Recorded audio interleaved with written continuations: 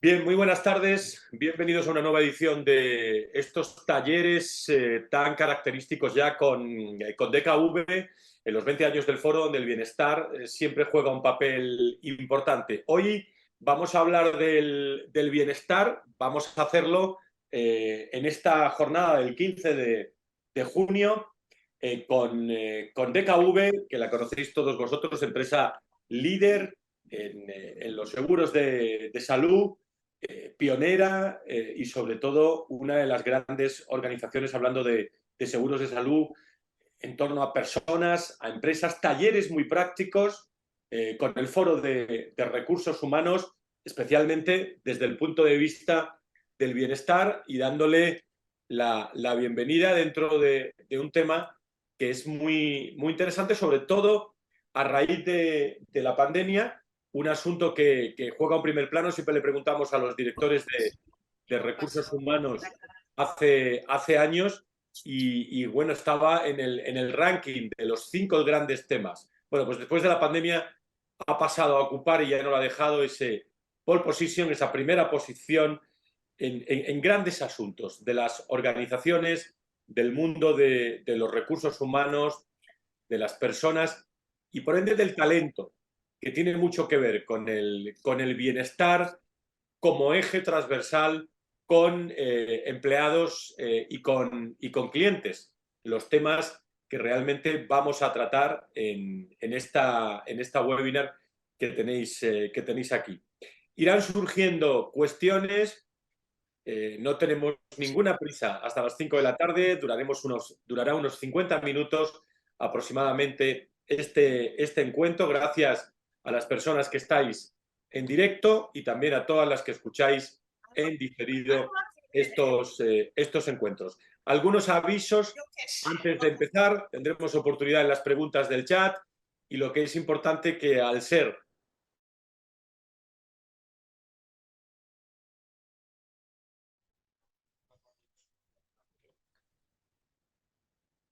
Fran, estás en mute. ahora sí volvemos a estar. No sé si me oís. Gracias, Monse. Y aprovechamos para darle la bienvenida a Monse Ventosa, cofundadora de Happy Shifting. Querida Monse, ¿cómo estás? Bienvenida.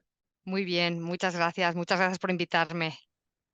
Gracias, Monse, cofundadora de Happy Shifting, una empresa que ayuda a las personas a emprender como una habilidad y a ser felices en la vida, el trabajo, el aprendizaje. También fundadora de Great Place to Work, consultora de gestión que se centraba o se centra en el compromiso, en el cambio, en el bienestar de los empleados. Monse tiene más de 25 años de experiencia profesional y ha trabajado como directora de recursos humanos y management en compañías como Inditex, Dior, y desde 2018 llegó también a figurar en el top 100 de mujeres líderes en España en la categoría de pensadoras y expertas. Monse reflexiona sobre el presente y el futuro del bienestar, además también desde un plano muy académico. Fue vicerectora de talento y bienestar en universidades de México y formada en el IE Business School, en ESADE, una todoterreno apasionada del emprendimiento y la innovación desde una vertiente muy práctica. Yo le he pedido hoy que, en primer lugar, en esta conversación, estos talleres del talento, haga un primer acercamiento sobre cuál es, en su opinión, el bienestar como eje transversal, dónde encuentra a los empleados, a los clientes. Primeras opiniones y luego, si quieres, conversamos. Monse. Bueno, pues la verdad es que yo desde que inventé esto del happy shifting, que yo creo que ya lo hemos hablado alguna vez, de hace ya más de casi, pues casi 15 años, es que se dice pronto, el tiempo vuela. Pues hemos hablado mucho de lo que es el bienestar y lo que no es, pero al final tú decías que es un eje transversal y que tiene mucho que ver con el talento, porque al final Si, si parafraseamos aquel anuncio tan famoso de Carl Lewis en tacones, en unos estiletos que decía: "La potencia sin control no sirve de nada", de Pirelli, pues el talento sin bienestar no sirve de nada. Entonces, la mayoría de gente de recursos humanos dedicamos cantidades ingentes de recursos, de tiempo, en decirle al talento lo buenos que somos para que se vengan con nosotros, pero si ese talento, cuando llegamos, no se encuentra un entorno que favorece que esté en bienestar y además ese talento no está en bienestar, pues no sirve de nada, ¿no? porque no va a poder florecer, no va a poder ser productivo y no va a poder dar lo mejor de sí mismo, ¿no? O de sí misma. Entonces, la verdad es que el bienestar no es un nice to have o no es algo que se hace cuando tenemos tiempo. Es algo que si no lo hacemos y no cultivamos una cultura que favorezca que la gente esté en esa parte del espectro o del continuo de bienestar, pues no nos va a ir muy bien, porque nada de lo que pensemos que podemos hacer lo vamos a poder conseguir, ¿no? Otra vez estás en mute, Fran. Ahora, perdóname. Esta, ¿Qué es que ese es un buen icebreaker, ¿eh? Eso es. ¿Qué beneficios tiene el bienestar de los empleados para el rendimiento, Monse, la resiliencia, la sostenibilidad de las organizaciones, en tu opinión? Bueno, pues la verdad es que ahora que se habla mucho del tema de la sostenibilidad y de la ESG, ¿no? Es muy interesante que a menudo se nos olvida que dentro de la E, porque es Environmental, Social and Governance, dentro de la social está la parte social que tenemos dentro, que son los empleados, ¿no? Esa parte de personas dentro. Entonces, hablar de sostenibilidad humana es más relevante que nunca, porque yo recuerdo cuando inventé lo de Happy Shifting, como decía, en 2009, después de marcharme de Great Place to Work, pues que los datos ya eran negativos del engagement, del malestar, el estrés laboral siempre ha sido un peligro muy importante que se ha intentado pues contener, erradicar, pero en realidad si hacemos un análisis crítico no estamos haciendo muy buen trabajo, Fran, porque las cifras van mucho peor. O sea, solo 2 de cada 10 empleados están enganchados en su trabajo. O sea, el coste a la economía mundial son 3 trillones o billones, porque se dice diferente en España, pero una cantidad ingente de millones perdidos en falta de productividad. Entonces, realmente, pues no lo estamos haciendo muy bien. No lo estamos haciendo muy bien y yo creo que tenemos que ser pues autocríticos. Y respondiendo a tu pregunta de qué beneficios tiene, es que yo te diría, es que no tiene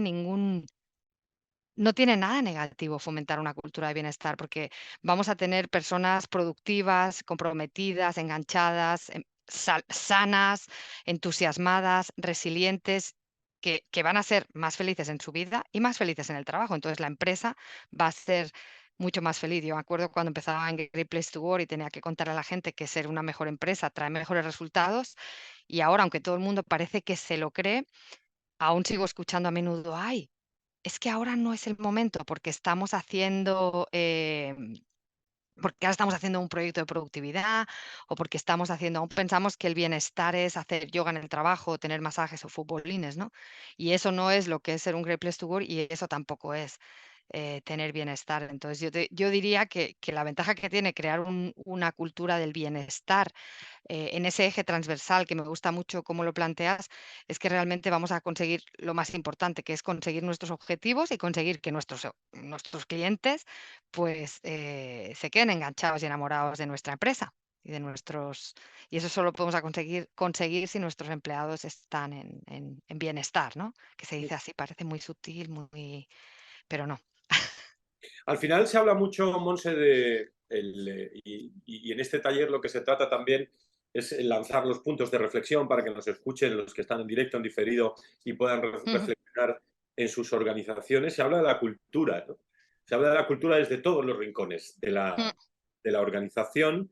¿Qué prácticas o hábitos, bueno, funcionan? Te iba a preguntar, ¿te han funcionado a la hora de fomentar esa cultura de la salud en el lugar de trabajo? Y decía yo que a raíz de la pandemia todo cambió, todas las prioridades cambiaron, las culturas también cambiaron en las organizaciones, pero ¿qué nos ha quedado de todo eso en la cultura de la organización?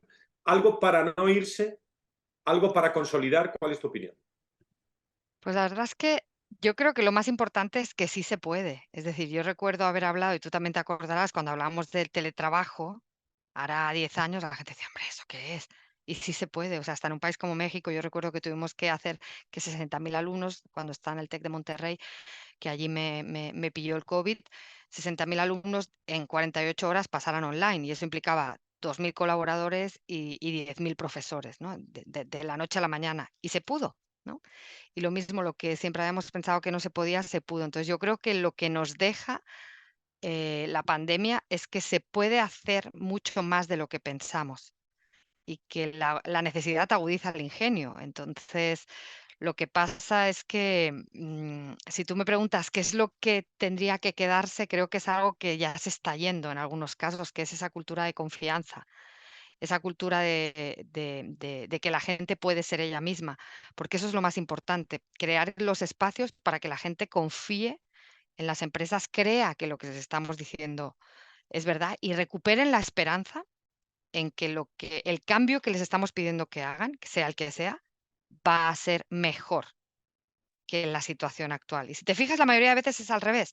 Les decimos que hay que hacer un cambio y la gente, en lugar de bienestar, está en malestar. La gente de repente tiene miedo, no confía en lo que les estamos diciendo y se quedan como desesperanzados, desempoderados y indefensos, ¿no? Que es un poco la clave del bienestar, más que... ¿Te respondió a tu pregunta? ¿Estás en mute?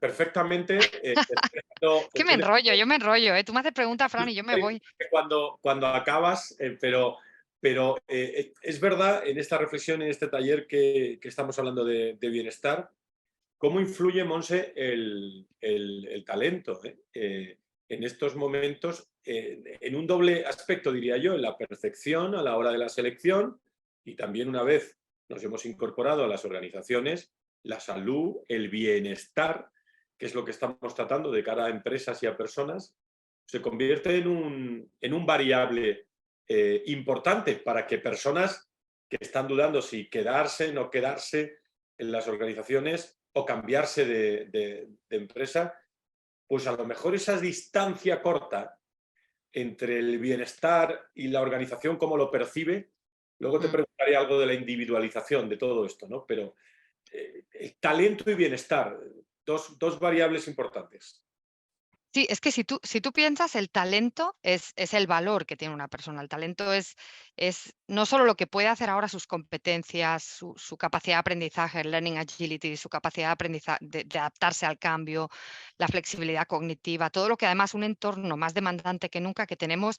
Me había hecho hasta una chuleta, Fran, aquí, mira, porque hay tantos ya, lo de Buca, Bani, Rupt y Tuna.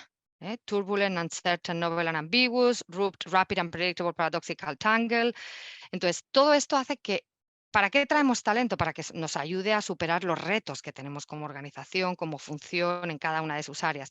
Entonces, para que ese talento pueda hacerlo, pueda enfrentarse a la incertidumbre, pueda estar como en su mejor versión, en su mejor momento para superarlos, tiene que estar en ese bienestar, porque lo opuesto al bienestar es el malestar, el estrés. Y en esa parte roja del espectro, la persona no está pensando en superar retos, en florecer, en darte lo mejor, está en modo de supervivencia, en modo fight or flight, que es atacar o huir, en modo frozen, que me quede como estoy porque no puedo afrontar nada. Entonces, en ese momento de que tengamos a alguien estresado, en ese malestar, ese talento no sirve de nada, porque ese talento no puede florecer. Es como cuando, fíjate, cuando los cerezos, cuando viene una helada en la primavera y las flores se congelan, ahí no florece nada después, nos quedamos sin frutos. Pues el talento es lo mismo.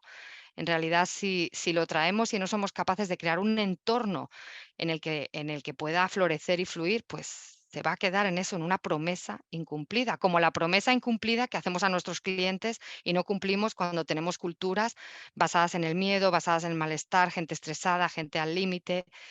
Y no estamos hablando aquí de que el bienestar sea hacerse un masaje. Oye, que a nadie le amarga un dulce, ¿eh? A mí si me dan un masajito, ahora aquí mientras tú y yo hablamos, Fran, estaría muy bien. Pero de eso no va el bienestar, no. Y ay, mira, me sale en catalán, fíjate, malauradamente, ¿cómo se dice? Desgraciadamente, nos hemos hecho un flaco favor confundiendo las cosas y pensando que el bienestar es que te pongan las zapatillas de estar por casa en el trabajo, ¿no? Y que también hay quien eso le puede gustar, pero eso no es una cultura de bienestar. Ujú. Tú nos hablas, si no me equivoco, desde Oxford. Sí, que además hace un calor hoy, digo, me tendría que haber puesto aquí el ventilador porque aquí no hay aire acondicionado y hace Madrid un también, calorazo en Oxford. en Madrid también me consta que nos escuchan desde distintos lugares también de España, incluso alguno en Latinoamérica Mm. cada vez más. ¿Tú cómo ves? ¿Cómo ves las empresas españolas en acciones y opiniones constructivas? Siempre. ¿Cómo ves las empresas españolas en materia de bienestar en comparación con otros países que tú muy bien conoces? No sé.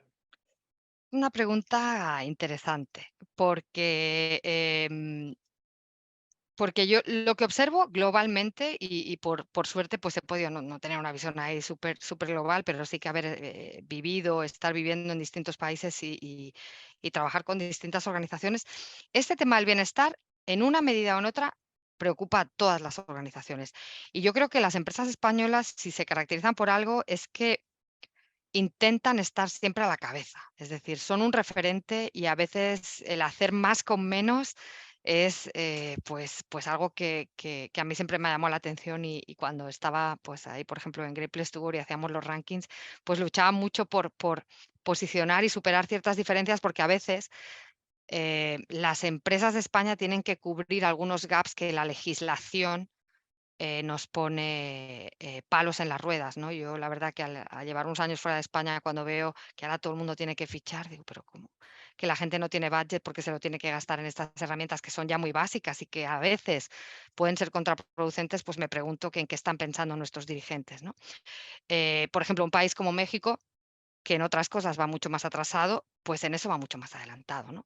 Por ejemplo, porque ya tiene una norma, la norma 35, que marca que las empresas tengan que crear entornos saludables para evitar el estrés. em, Hablan de liderazgo positivo mucho más que a veces en nuestro país y luego hay otros países en los que no se habla de nada. Entonces yo diría que el balance en España es un balance bueno, que las empresas a veces, yo soy muy compasiva y por eso siempre hablo de mi tribu recursomaniana, ¿no? Como la tuya, que al final que las empresas están ahí haciendo un esfuerzo por cubrir esos vacíos y esas necesidades que las instituciones pues no les apoyan y en algunos casos les hacen un flaco favor, ¿no? No sé si es políticamente correcto esto que digo, Fran, pero Tú eres libre para decir lo que tú quieras. Conversación con Monse Ventosa, donde yo me pregunto muchas veces, y hablando de bienestar contigo, con una líder de estos temas, ¿qué va antes? ¿El pensar sobre el bienestar en las organizaciones o el diseño de la organización y los puestos de trabajo? ¿Qué es lo que va antes?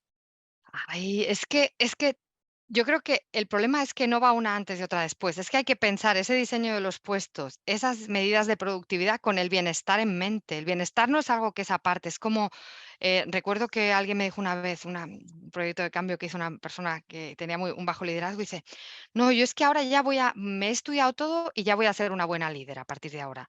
Es que el liderazgo, cuando tenga ya más tiempo que haya acabado con estas cosas, es que no es algo que puedas hacer en un momento dado cuando tengas tiempo. Pues el bienestar es lo mismo, no es algo que haya que hacer aparte, no es una política que haya que inventar aparte, que a lo mejor sí para fomentar ciertos puntos y acelerar, pero realmente el diseño de puestos debería hacerse con teniendo en mente que la gente tenga una sensación de control sobre su puesto. O sea, que tenga cierta autonomía, que pueda ser ella misma, que pueda levantar la mano, que se le escuche, cómo se gestionan esos errores, cómo se comunica la visión de la organización. Entonces, eso es hablar de salud organizacional. McKinsey tiene un modelo, pues siempre ha hablado que si las 7 S, las 5, ahora tiene un modelo de salud organizacional en el que todos los factores son temas de bienestar, de liderazgo, factores que no antaño se reconocían soft. Entonces, toda la parte hard de recursos humanos para conseguir mayor productividad, hacer más con menos, para más impacto y para la sostenibilidad, tiene que hacerse teniendo el bienestar de los empleados en mente. Ujú. Eh, hay un aspecto también interesante, has mencionado algo, me gustaría pararme en el liderazgo a la Mm, hora de hablar de bienestar desde dos puntos de vista, ¿no? Uno, la capacidad de las personas por influir con mm, estilos nuevos, es decir, mm, qué papel juegan los líderes de la promoción del bienestar y qué importante es, hablando de promoción, que los líderes, bueno, es los primeros, la organización también, pero sean capaces de transmitirlo, de comunicarlo bien, pero no mm, comunicar por comunicar, que mm, siempre es fácil, como me decía ayer un alto directivo, ¿no? Hay que pensar en las cosas, hacerlas y luego contarlas, no al revés, mm. sino dando ejemplo. En esto, ¿cómo vamos, en tu opinión, Monse, en España? Ay, pues Sí, primero, estoy totalmente de acuerdo. En realidad, la cultura, que hablabas de la cultura de bienestar, la cultura se escribe con hechos, se escribe con acciones, y a mí me gusta siempre, he creído, y en todos los trabajos que hemos hecho, los líderes son polinizadores, como las abejas, polinizadores de esa cultura, de esa forma de hacer, y no va tanto de decir, como tú decías, que hacemos lo que hacemos, sino de hacer lo que decimos, ¿no? Y de esa entonces, ¿cómo vamos? Pues yo creo que vamos como en un creo que a veces me da la sensación, no solo en España, sino en todo el mundo, en que estamos lidiando con una tensión inherente entre lo que el nuevo liderazgo nos requiere, que es inventar nuevos paradigmas, nuevas maneras de gestionar a gente que está en casa, gente que está en el trabajo, nuevos retos, lo del buca, lo del ban y toda esta incertidumbre que requiere unas competencias muy específicas, al tiempo que competimos con la realidad de que no estamos equipados para ello. Porque si tú piensas, la mayoría de escuelas de negocios, bueno, las escuelas del management, la palabra management es gestión, no es liderazgo, no es liderazgo. Se pone una asignatura, se habla un poquito, pero es management. Y el management es gestionar lo que ya existe, es gestionar el status quo. Se diseñó, esto no lo digo yo, lo dice Kotter, se diseñó para gestionar lo que ya estaba establecido y mantener el status quo, pero ahora se nos pide que inventemos un nuevo status quo. Entonces, claro, no tenemos en nuestra caja de herramientas las herramientas necesarias para gestionar eso. Por ejemplo, gestionar la incertidumbre es súper estresante per se.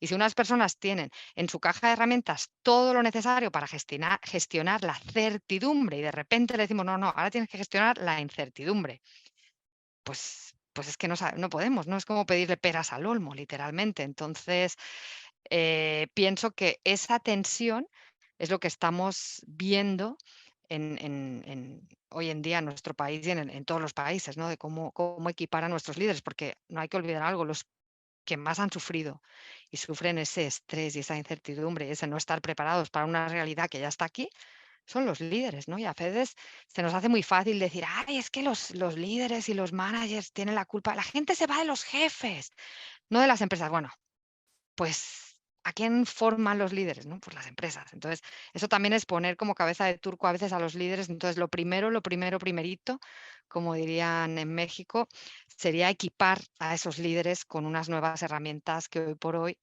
pues nadie tiene, porque no hemos estado en esta situación antes nunca, nunca antes.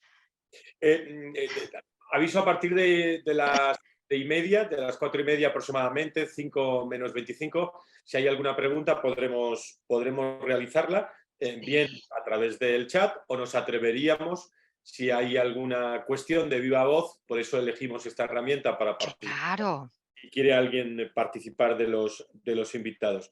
Pero una reflexión también en torno a este bienestar, en este taller que estamos haciendo con DKV, Monse, es, se trabaja, me pregunto, de la misma forma, ¿no? O con el mismo enfoque, ¿no? La mejora del bienestar, no es fácil la pregunta, ¿eh? Con los empleados que con los clientes. No sé si habría que preguntar si los Mm. empleados son clientes también de recursos humanos. ¿Cuál es tu opinión? Ay, esa es muy fíjate que ese tema, además, ¿a ti no te pasa que a veces piensas que seguimos preguntándonos las mismas cuestiones que hace tantos años, no? Entonces, realmente pienso que no se trata igual. Pienso que a menudo, en los comités de dirección, en ciertos, boards, se habla mucho más del cliente, de cómo y aún cuesta entender que nuestro primer cliente es el empleado y que al final quien está proporcionando una experiencia, quien está interaccionando con el cliente, por el teléfono, por las herramientas que hace, por las apps, por un chat, por el producto en sí mismo, son los empleados los que están interactuando con el cliente. Entonces, se dedica mucho más esfuerzo y mucho más budget, inclusive muchas veces, si descontáramos obviamente la carga salarial, a los clientes. Y se nos olvida que esos clientes quienes le va a servir son los empleados, ¿no? Yo he visto, y ese fue uno de los motivos por los cuales yo volví a trabajar en las trincheras de recursos humanos después de llevar tantos años fuera y volver al TEC de Monterrey, porque yo veía que muchas veces la gente que estaba tomando decisiones sobre los clientes finales, pues no estaba mucho con los clientes, ¿no? Y no hablaba mucho con los empleados, no los implicaba en las decisiones. Entonces, cuando realmente implicas y te preocupas de que esos empleados sean vistos como el primer cliente, que ya se hace mucho avance, y esto no estoy diciendo que nadie lo haga, pero que realmente el énfasis es mucho más en deleitar a los clientes, en proporcionarles bienestar a los clientes que a los empleados, ¿no? Entonces, creo que se hacen avances, pero que aún no hemos llegado a ver claro que si bien el empleado es un coste en la cuenta de explotación y es un pasivo, realmente es un activo, ¿no? Yo desde que hice mi MBA me peleé mucho con los profesores de contabilidad porque seguía diciendo que eso está mal, ¿no? Y alguno me dio la razón y me dijo que sí, que ya habría que cambiarlo, ¿no? Que los empleados es verdad que cuestan dinero y que se van dinero, pero que sin ellos no hay empresa, ¿no? Y no hay. Así que. Ujú. ¿Y cómo medimos todo esto, el impacto del bienestar en la satisfacción y la fidelidad de los clientes? ¿Cómo medimos el bienestar? Esta pregunta sí te la sabes. Sí. Bueno, fíjate que yo además creo que a veces los KPI, OKRs o indicadores que hacemos servir en recursos humanos, pues no sirven de tanto, ¿no? Porque yo aún veo, y lo veía el otro día en un en un informe anual, horas empleadas en formación. Y yo digo: "Si la formación no sirve de nada, es que a mí de qué me sirve decir que he dedicado esas horas", ¿no? Entonces, de verdad me parece un poco simplista que en un mundo tan complejo aún sigamos midiendo nuestro impacto de la función de personas con indicadores tan simples como este, ¿no? Con número de horas, coste de la rotación, todo eso está muy bien, pero yo tengo que meter cuál es el indicador del negocio. Si el indicador de mi negocio es que el coste, el lifetime cost value, de un cliente es X y quiero aumentar ese valor, pues ese es mi indicador. Y entonces voy a medir cómo lo que invierto en mis empleados me ayuda a ese indicador. O sea, tienen que ser indicadores mucho más complejos y no tenemos que inventar la rueda ahora de indicadores de recursos humanos inexistentes y de contar así con palitos, ¿no? Las horas dedicadas a algo, sino qué impacto tiene. Y yo recuerdo y lo he visto, es muy fácil. O sea, yo, por ejemplo, imagínate que tengo, no sé, aquí sea alguien de retail, ¿no? Yo tengo tiendas. Pues yo en esas tiendas simplemente miro mis indicadores de negocio, merma, venta por cliente, el ticket medio, todos esos indicadores. Y entonces mido también mi gente, sus niveles de bienestar, sus niveles de absentismo, y ahí sí ya veo cómo eso, en comparación con el indicador que estoy buscando, me aumenta, porque eso es de cajón. Es decir, cuando lo hemos hecho con encuestas y lo hacíamos en Great Place to Work, las empresas, las unidades de negocio que tenían mayores índices de confianza, todos los demás indicadores estaban más altos, incluyendo la rentabilidad de ese negocio. Entonces, eso es muy obvio, pero aún así no lo hacemos y pienso que a veces es por la inseguridad que tenemos nosotros en recursos humanos, porque siempre estamos como yendo contra de que, ay, es que las personas son un coste, ay, es que ya le pago todo este salario y eso ya es mucho. Pero en realidad creo que es la única manera que podamos demostrar que todo el dinero que invertimos en bienestar de nuestros empleados nos ayuda a mejorar los indicadores que tenemos de negocio, ¿no? Ujú. Para ser innovador en este terreno del mundo del bienestar, sobre todo me estoy imaginando personas que nos están escuchando por ser prácticos en estos talleres y pensando en gente que está en su despacho ahora tranquilamente, de esta sesión y formándose contigo. Para ser innovador en bienestar, ¿qué hay que hacer, Monse?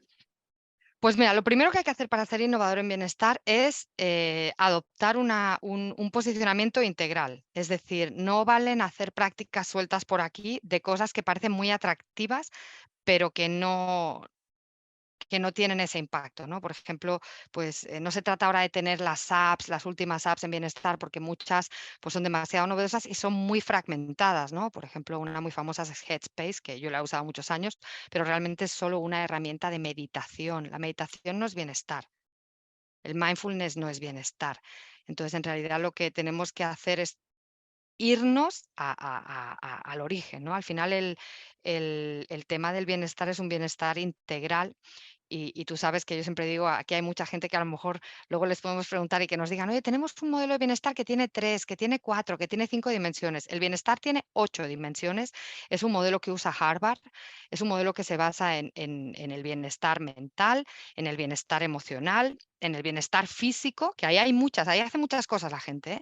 El bienestar espiritual, que al final es propósito, significado, el bienestar social, el bienestar del mundo, del medio ambiente, de tu casa, de tu espacio, el bienestar del trabajo y el bienestar financiero. Esas 8 dimensiones, está demostrado que cuando las tenemos como más o menos balanceadas, esas 8 nos dan una sensación de control en nuestra vida y ese control hace que nos sintamos que tomamos las riendas de nuestra vida y se reduzca el estrés que está que está generado por un circuito por un circuito neurológico que es el del núcleo dorsal del RAF. Entonces, para ser innovador tenemos que asegurar que creamos un bienestar 360, que no inventamos demasiadas cosas y que aseguramos que tiene todo como una coherencia. ¿M? Entonces, creo que estaban entrando ahí algunas preguntas, Sí, pero pues te leo algunas. ¿Cómo seleccionar colaboradores que sumen al bienestar que aspiramos a tener en las organizaciones? Aquí se mencionan los equipos, ¿no? sí, sí, porque además hay cómo seleccionar colaboradores que sumen al bienestar al final, que sumen, ¿no? Yo me quedo con el de que sumen. Es un tema de tener muy clara la cultura, la actitud que queremos en nuestra organización, que va a ser diferente en la mía, en la del James y en la de otras personas al final, en otras organizaciones, asegurar que tenemos muy claro cuáles son esas actitudes, esas competencias que queremos tener y buscarlas en la gente. Al final yo diría que la característica principal es que la gente sea más givers, como decía Adam Grant, y gente que da, que suma, más que gente que resta. Y eso se ve muy rápido, ¿eh? Yo ahora ya no me dedico tanto a la atracción de talento, pero cuando hacía muchísimas entrevistas en mi época de Inditex, ya lo ves la persona que tiene esa chispa, que tiene una actitud propositiva y una actitud de aportar y la que no. Entonces, al final, eso es clave, ¿no? Tener claro cuál es nuestra aspiración, cuál es la cultura que queremos, que necesitamos, y buscar a gente que haga ese match con esa love list, ¿no? De cultura. Todo esto nos ha llevado también a que en las organizaciones haya cada vez más especialización Mm, en las áreas de recursos humanos sobre el bienestar. Ya no es el típico y tópico con todo el cariño a los directores médicos que había en las organizaciones que bueno, estaban alrededor de la salud, pero hemos avanzado alrededor del estrés, de la ansiedad, a donde quiero llegar con el bienestar de las empresas y las personas, que es a la salud mental.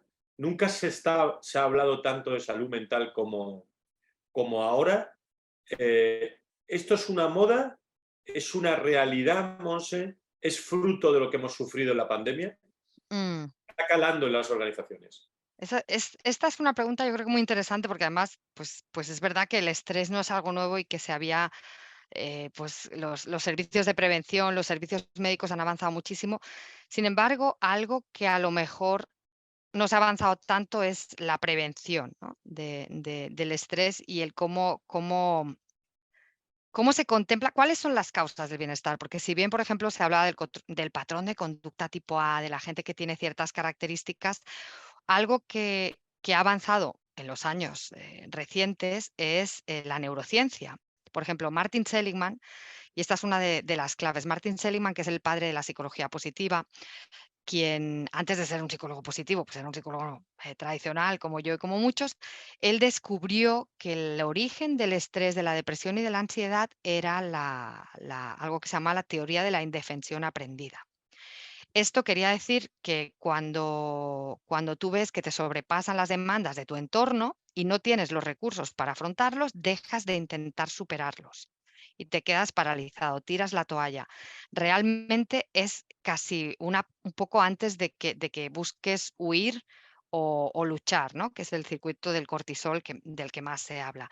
Entonces, él descubrió esta teoría de la indefensión aprendida con otro tipo que se llama Stephen Myers, que no es tan conocido, y ahí quedó. Entonces, muchas de las cosas que hacemos están basadas en la indefensión aprendida, en cómo hacer que la gente sienta que tiene más control para asegurar que no se sienten indefensos. Sin embargo, Martin Seligman en su último libro que recomiendo a todo el mundo y en un artículo dice, oye, qué bueno que haya podido decir después de 50 años que estaba equivocado, que la indefensión no es aprendida. y su último libro se llama El circuito de la esperanza, y ahí él dice que la indefensión no es aprendida, sino que ahora la neurociencia nos ha permitido hacer imágenes del cerebro en las que vemos que esa sensación de tirar la toalla y de quedarte paralizado, literalmente la F de frozen antes de fight or flight, viene determinada porque se activa una zona del cerebro muy antigua, muy binaria y muy sí o no, que se activa, que es la que te deja congelado, que te deja que no te quedes paralizado y no puedas hacer nada, que es el núcleo dorsal del RAFE. Ha descubierto la neurociencia que la única manera, Fran, es apagar ese interruptor del núcleo dorsal del RAFE. Y la única manera de hacerlo es con la esperanza, teniendo la esperanza de que tú puedes controlar algo del entorno para superar esa situación. Y solo la ilusión y la esperanza de que tienes control hace que se desactive y dejes de sentir ansiedad, que se activa con el núcleo dorsal del RAFE, y que te dejes de sentir congelado y ya puedas incluso luchar, huir, tomar decisiones. Entonces, esto es lo que tenemos que crear en las organizaciones, la sensación de que las personas pueden controlar su entorno, pueden controlar su trabajo y siempre hay algo que pueden controlar. Eso es lo que hace que seamos innovadores y lo que hará que la gente disfrute de una mejor salud mental, porque el problema es que con todo el estrés de la pandemia, que no solo es la pandemia, sino es la sensación de que no hay control, ¿te fijas? No puedes hacer nada para controlarlo. Entonces, eso ha hecho más que agravar que la gente se quede paralizada, congelada, atrapada en esa parte del malestar, ¿no? Y al final, cuando les añades un reto, un cambio, no tenemos, ancho de banda para afrontarlo, ¿no? Y nos La sumimos. esperanza y la ilusión, grandes temas. Me ha gustado mucho tu explicación porque hay una redundancia en la organización, una consecuencia de la salud mental, por pararme en esto, hablando del bienestar. Una es el absentismo, Sí, hay datos mm, y evidentemente otra utilizando y parafraseando tu explicación, es trabajar pero sin esperanza, sin ilusión. Quizás aquí estamos más cerca de lo que está ocurriendo en Estados Unidos o en algunos lugares que yo nunca comparo con España, pero en España está pasando ya que, bueno, trabajar sin unas grandes metas y simplemente cumpliendo, ¿no? Eso sí. tiene tratado aquí también en profundidad. Sí, sí, sí. De hecho, fíjate, Frank, que es muy interesante lo que dices, porque hay un libro que yo creo que Tomás Pereda y la Fundación Más Humano lo tradujo al español, que se llama Dying for a Paycheck, Morir por un salario. Ese libro no tiene nada que ver con Martin Seligman de la psicología positiva, pero llegan a la misma conclusión, que es que el mayor estresor es sentir que no tienes control sobre tu trabajo. O sea, que no hay nada que hagas que no se te escucha, que no tienes palabra. Entonces, realmente, salvando las distancias, como tú dices, al final eso lleva a esa desesperanza, a ese quiet quitting, a ese, ¿cómo se llama? ¿Cómo le decimos? Pues la gran renuncia de gente que no quiere hacer, pues sienten que como no le importa a la organización lo que nosotros hagamos, pues a nosotros tampoco. Y vamos a estar ahí como haciendo lo mínimo para, pero eso es un languidecer. Eso hace que el talento languidezca, que la gente languidezca y que al final estemos, pues, en la situación que estamos, ¿no? Que es muy triste, que en la última encuesta de Gallup decía que el 40%, o sea, el 40, no estoy diciendo un 10, o sea, 4 de cada 10 personas afirmaban que el día anterior habían llorado en el trabajo. O habían llorado, habían sentido ganas de llorar, habían sentido una enorme tristeza. Entonces, esos son datos graves y que a veces que se quedan un dato, ¿no? Los datos tienen esto, ay, es que 4 de cada 10, pero tú piensa que tuviéramos una empresa de 10 personas, que 4 personas estuvieran tristes. ¿Cómo vamos a poder hablar de productividad? ¿Cómo vamos a poder hablar de que esa persona crezca en el trabajo, de un buen servicio, si esa persona está luchando contra el malestar, contra el tema de salud mental? Entonces, tristemente, vivimos en un mundo que es muy difícil de gestionar, con mucha incertidumbre, en el que también las anclas que teníamos en el pasado, ciertamente, de ciertas religiones, de ciertas cosas que eran blanco y negro y era muy fácil manejar y navegar, hoy en día no están. Entonces la gente está desesperanzada, Fran. Los jóvenes, los jóvenes es uno de los mayores áreas en las que las personas se sienten, pues eso, ya no quieren trabajar en las empresas grandes. Cuando hablo con los de talento nos dicen: "Oye, es que ¿qué hacemos para traerlos, no?". Así que Más preguntas están llegando, tanto a las fácil. personas como a los empleadores te preguntan, ¿consideras que las acciones y herramientas para el bienestar a los empleados deben ser dispensadas solo bajo su perfil de Mm. empleador y dentro del espacio laboral? ¿O también ves interesantes, viene muy bien para tu respuesta, Ujú. el apoyo a los empleados en sus dimensiones sociales más allá de su espacio laboral? Entiendo que es su espacio más personal, ¿no? Sí, de hecho es muy buena pregunta. Gracias por esa pregunta, porque al final la persona es una persona dentro y fuera del trabajo y las líneas se difuminan mucho más entre pues, el yo laboral y el yo vital, somos uno, ¿no? Dentro y fuera del trabajo. Entonces, sin duda, de hecho, esto fue algo que debatimos en una ocasión recientemente con varios directores de recursos humanos en los que incluso hablaban de que algo que está sucediendo es que ciertas apps dirigidas al bienestar, a poner en contacto a un psicoterapeuta, a un coach con la persona, despiertan ciertas reticencias en los empleados por decir, ay, es que ahora van a ver lo que digo, van a ver, y ellos decían, es que a lo mejor esto tiene que ser algo que la empresa le pone a la persona como ir al gimnasio. Oye, Fran, a mí me encantaría ir al gimnasio, que tú fueras por mí y yo perdiera el peso, pero eso no puede ser. Eso, es decir, tiene que ser cada persona. Entonces, eh, a- pienso que obviamente tenemos que hablar de bienestar en el trabajo y asegurar que en el trabajo se cumplen ciertos requisitos, ciertas tendencias para la cultura y un cierto terreno que permita ese bienestar, pero sin duda tiene que ser el apoyo, en su vida personal y profesional. Un apoyo para la persona, y la persona que lo aplique en su vida y en el trabajo. Esa sería, creo, la respuesta. Has hablado de las 8 dimensiones, te preguntan sobre eso, Mm, 8 dimensiones de bienestar. Entiende el seguidor que el foco individual, que puede ser cambiante, será muy distinto en términos generacionales, ¿no? Esa es una buena reflexión. Te iba a preguntar mm. sobre las generaciones. Sobre todo cuando, si ha entendido bien, la dimensión espiritual o de medio ambiente, ¿cómo crees que pueden las organizaciones no dejar de lado a grupos generacionales al enfocarse en ciertas políticas de bienestar? La pregunta es muy oportuna, sobre todo pensando en cómo afrontan el bienestar las distintas generaciones. Pues la verdad es que sí, fíjate que además en el modelo de las 8 dimensiones es un modelo que interesantemente de estas 8 dimensiones que, como digo, yo no me he inventado y que sí que hemos adaptado, por ejemplo, porque la espiritual al final hace referencia al propósito y demás, está basado en un modelo que utiliza Harvard para jóvenes, para sus estudiantes, pero que está basada en un modelo de unos investigadores de New Jersey que utilizaron para personas que estaban fuera del sistema, ya fuera por una enfermedad que los había tenido muchos años presos o que hubieran sufrido problemas de salud mental muy grave o temas de drogadicción que se reinsertaban a la vida. Y entonces estas 8 son como transversales para todas las generaciones. Obviamente, cada generación pondrá el acento una en otra, pero además yo, Lorente, diría que incluso va más allá de las generaciones, cada persona, y de hecho, cada persona en diferentes momentos va a tener distintas necesidades. Por eso el bienestar no puede ser prescriptivo.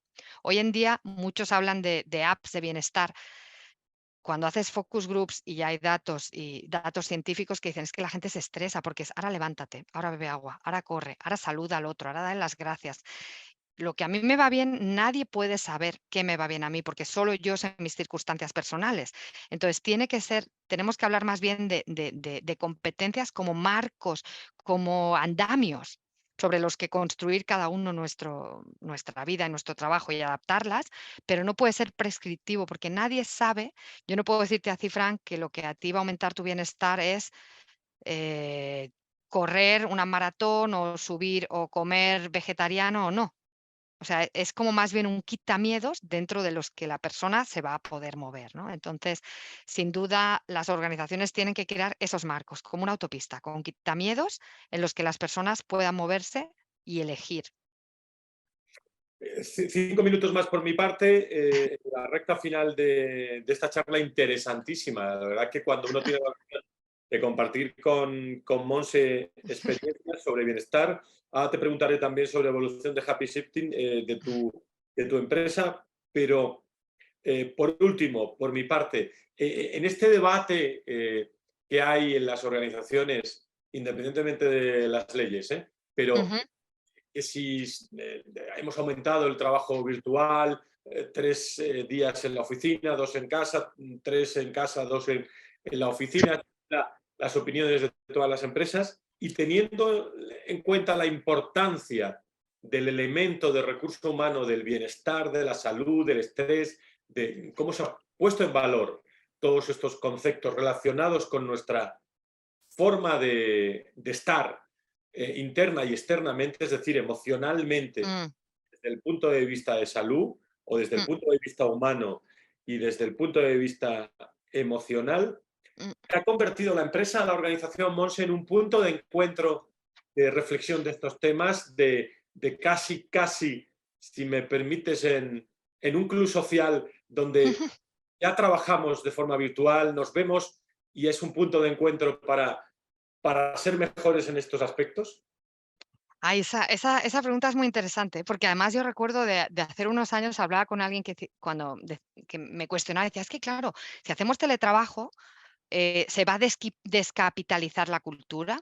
Porque hasta qué punto la cultura se transmite por los espacios o qué tipo de espacios, ¿no?". Entonces, me gusta mucho lo que tú dices porque sí opino, y ateniéndome a ciertos estudios y demás, que realmente la empresa es más bien ese espacio de encuentro y la cultura no es algo que está entre los espacios, entre las paredes de una oficina. Y si bien es cierto que hemos invertido mucho en crear oficinas muy cool, tipo Google, yo me acuerdo que nos preguntaban mucho en Great Place to Work, realmente esto es lo de menos, porque la cultura, como hemos dicho antes, son acciones, son palabras y eso se transmite. Eso se transmite a través de la pantalla, ¿no? Lo que hemos hecho probablemente es añadir una dimensión más, que es esta dimensión así digital, pero sin duda nadie puede obligarnos a ir. Si fuera un club social, que me gusta mucho ese enfoque, nadie puede obligar a que vaya y nadie puede obligarnos a hacer un buen trabajo. Entonces, ese engagement, ese querer hacer un buen trabajo, requiere que se creen esos lazos, esa adherencia de las personas con la organización. Y eso es la cultura. Y eso es lo que la gente, cuando tiene una cultura de bienestar, puede conectar con, porque tiene el espacio. Si no es como está ahí un poco luchando por la supervivencia y contra el estrés y no tiene el espacio, ¿no? Entonces, me gusta mucho lo de transformar las empresas en clubes sociales. Bueno, pues hay ya modelos muy, muy interesantes para todo eso. ¿Qué tal vais con Happy Shifting, querida Monse? Pues la verdad es que muy bien. Esto del happy shifting, yo muchas veces les explico que esto del bootstrapping, ¿no? Que es cuando en lugar de levantar capital, que ahora se estila mucho y yo siempre he estado bastante en contra, ¿no? Y no sé si habéis escuchado la última anécdota de una empresa en Silicon Valley que decidió que su innovación era hacer pizzas en el coche para que te llegara mucho más rápido. ¿Lo has escuchado? Y entonces levantaron 400 millones, ey, pero realmente se han perdido, porque claro, no contemplaron que hay muchas subidas y que entonces el queso de la pizza se caía. Entonces, entonces, yo tenía muy claro que no quería levantar capital porque tenía muy claro lo que era, entonces decidimos volver a los orígenes. Mi marido y yo, un concepto que teníamos desde el 2009, que se publicó en Expansión Empleo, esto del happy shifting, pues con lo que aprendí en el TEC y de la mano de Martin Seligman y Tal Ben-Shahar, que estaban en el Instituto de Ciencias de la Felicidad y el Bienestar, y poder acceder a todo esto, dije, pues mira, yo en el 2009 no quise hacer nada con esto del bienestar, porque ¿quién soy yo? ¿Y qué voy a contarle yo a la gente, no? Pero luego pensé, después de casi 15 años de ver que el malestar va de mal en peor, que cada vez las cosas están peor, que hay mucho oportunista que se aprovecha de esto para vender humo y motos, pues dije, pues ¿quién y por qué no? Si no somos nosotros, ¿quién, no? Y si no somos nosotros, ¿cuándo? Entonces ya llevamos un año full time. Hemos hecho downshifting, que es como yo inventé el happy shifting a raíz de, no sé si te acuerdas de Actualidad Económica, el Pascual Draque, que me preguntó, oye, te quiero entrevistar sobre el downshifting. Yo dije, ay, ahora te llamo, no sé, que no le dije, no sé porque no sabía lo que era. Yo dije, down no me suena mucho. Y entonces downshifting es cuando la gente puede decir, oye, mira, yo estoy harto, estoy harta, me voy a ir a la casa rural y voy a vivir con menos. Entonces yo me alteré mucho porque pienso que el trabajo dignifica, que el trabajo es un club social, un motor de socialización que además ayuda a la movilidad social en países de Latinoamérica y otros países que tanto lo necesitan y es algo que enriquece. Entonces dije, no, downshifting no, tiene que ser happy shifting, ¿no?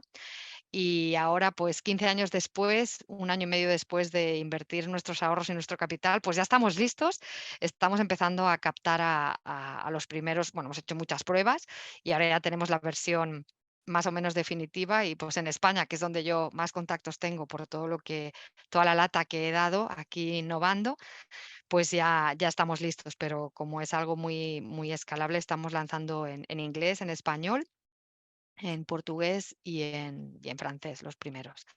Así que, en eso estamos. Ya pronto, pues, espero contaros más noticias y seguir avanzando, pero bueno, esperamos que sea una herramienta para que ayude a las organizaciones y a las personas y a los jóvenes, porque vamos a lanzar una línea para universitarios y, bueno, universitarios y jóvenes, que no estén en la universidad, porque realmente, si a mí me preguntas, lo que más me preocupa es la crisis de desesperanza que sufren nuestros jóvenes, ¿no? Tengo un hijo adolescente y cuando veo todos los problemas que hay alrededor de esto, pues digo: "Mira, no me puedo ir de este mundo sin intentar dejarlo un poquito mejor que lo encontré". Así que llámame loca, pero ahí estamos, ya casi listos. Te llamo experta y te llamo agradecido por haber compartido con nosotros todas estas experiencias como siempre. Monse Ventosa, nuestra invitada hoy aquí, bueno, mejor dicho, aquí, en los Aquí, talleres del bienestar con DKV. Mira, el próximo, lo anuncio, el próximo taller lo tendremos ya en tono veraniego total. El próximo 13 de julio estará con nosotros uf, Margarita Álvarez. hombre, Margui. Hey, Manpower Group estará con nosotros para reflexionar sobre aspectos del engagement, del compromiso en las organizaciones. Una suma de talleres, los que estamos Mm, en TKV, que nos muestran y nos demuestran también el interés por estos temas. Gracias a todas las personas que han estado en directo y las que nos escuchan en diferido, las que se han registrado también. ujú. Informaremos en las próximas horas en el Foro de Recursos Humanos de todos estos contenidos. Gracias también al equipo del Foro de Recursos Humanos y gracias a ti, Monse, por No, estar gracias con a ti, Fran, y gracias a DKV, que siempre han sido nosotros. muy pioneros en todo esto, y me alegro mucho de que estén animando y moviendo, empezar a mover esta pelota que tanta falta nos hace a todos, ¿no? Porque al final el bienestar no es un nice to have, es un must. Sin bienestar, Pasen nada. mucho calor en Oxford, ¿eh? Igualmente, ¿eh? Nos vemos pronto. Ya. Muchas gracias a todos por escuchar. Muchas gracias a todos Adiós, por estar con nosotros. Gracias, Monse. Adiós. Gracias. adiós.